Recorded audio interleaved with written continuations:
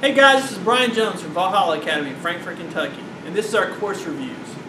Today I'm reviewing full contact gunfighting from Performance Edge Training that was hosted in Tactical Response in Camden, Tennessee, October 19th and 20th. This course was designed and taught by Aaron Little of Performance Edge Training and is based on the integration of hand-to-hand combat skills with gunfighting and knife attack. This class, I think, it fills a gap that is sort of missing in the firearms community. There's the hand-to-hand, and then there's the shooting, and then there's very few classes in between. I think this plays an extremely good role. Great class, okay? Can't recommend it enough. Great for the price, great for the content, excellent instruction, a good turnout. So I'm going to give you kind of a review of my experiences in the class. So the three things that really Aaron stressed from the beginning and that we kind of went through, three ideas that we kept going over and over and over in terms of mindset. And that is, not all altercations involve deadly force. Actually, most of them don't.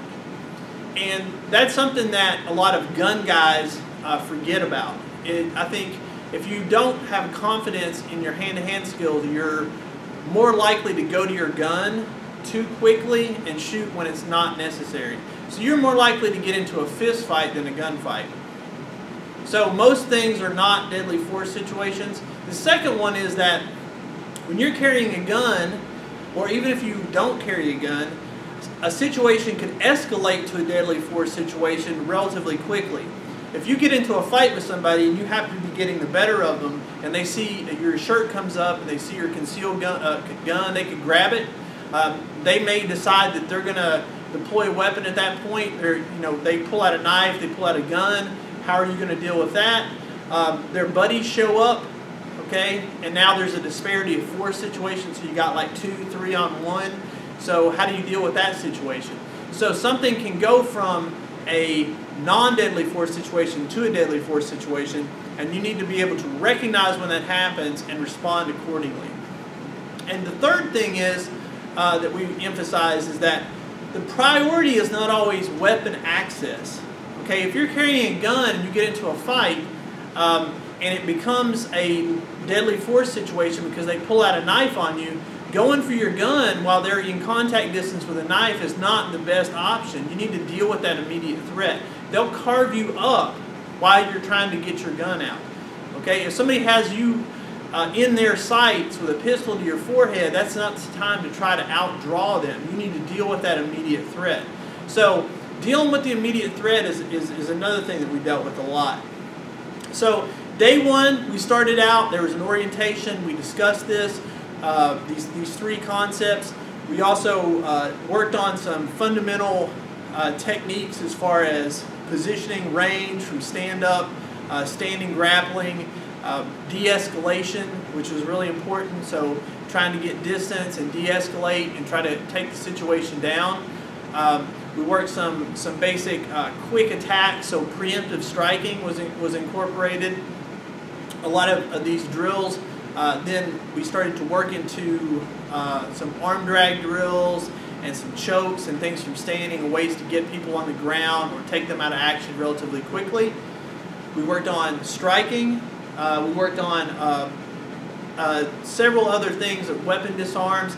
And the great thing about this is we kept plugging all this stuff back into a one basic drill. So we would start out with a really basic drill, and we would work on that live. And then we would break and learn a new technique, and then we would practice it, and then we would integrate it back into the drill. So everything kept coming back until eventually we were pretty much doing all skills all the time with the threat of a knife or a gun being able to be pulled out. Day two, everybody was sore. Okay, I've been doing this for a long time. I've been training, doing defensive tactics and jiu-jitsu. I learned a lot of stuff. Okay, I learned a lot of limitations. The recognition issue of when somebody has drawn a knife on you, it's one thing to have them under control and then realize they've carved one of your kidneys out because you didn't notice that they pulled a boot knife out. So that is key. That happened to me a couple times, and that's something I'm going to have to work on personally. So, you know, everybody was sore the next day. We all met. We went through the class anyway. The great thing about this class is that there were some people there that were not in shape. I consider myself in pretty good shape for this sort of thing. So I was able to do it, and so were those guys, which means that the class was designed for everybody. If I could do it and the people that were there that weren't in shape can do it, I think it can be taught to pretty much any group of people regardless of fitness level. We started the day out. Some people may have already seen it, but Jack Clemens and I, he's the tactical response employee. He works down there. He's working on Ammo Nation, their new documentary. Good friend of mine. We just decided to have a fist fight and film it for YouTube. That was not a part of that class. You can click on the link above and watch that. That was just something that we did while we were there in the class, kind of in the morning. It was a prearranged thing, just a friendly sparring session. Again, we're not mad at each other. That was not a part of the class. You're not required to go full contact with anybody like that. That's just something that we decided to do while we were there. The second day, after we did that, the second day we kept hammering in rounds and repetitions of all the stuff that we put together. And although everybody was sore, nobody got injured. People got bumps and bruises and things like that, which is just the nature of this kind of training. Okay, just like you're going to get a brass burn every once in a while if you shoot, you're going to get maybe a black eye, maybe a scratch on you, maybe your nose will get busted. I don't know. We didn't have any injuries. We had a few sore body parts, but it's just part of this training. You have to do it. So we rep this stuff out over and over and over again, from the ground, from standing, escapes from the ground. We included some multiple opponent drills to show just how hard that is. We also did a block which I thought was really, really interesting on like a relaxation breathing. So how to bring yourself back down. If you're about to get into a confrontation, how do you relax yourself before you take that step and engage? Okay, because people get flustered, they get out of control, and then things go really badly.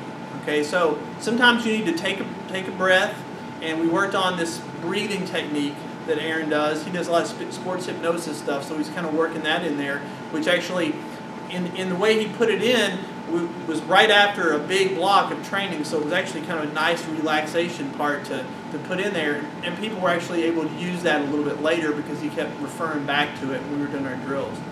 But I give the class a 5 out of 5 stars. It was an awesome class. If you get a chance to take it, you're stupid if you don't take it. Whether you go to Camden, whether you do it in Lexington where Performance Edge is, I'm putting the contact info up here after the video so you can contact Aaron. He does travel. He'll go anywhere you want to and teach this class. Doesn't require a range or anything like that. So you can do it in a gym, you can do it in a field, you can do it wherever. Anyway, again, highly recommended. Full Contact Gunfighting. Check it out. This has been Brian Jones from Valhalla Academy. Train smart, train hard, and train often. We'll see you next time.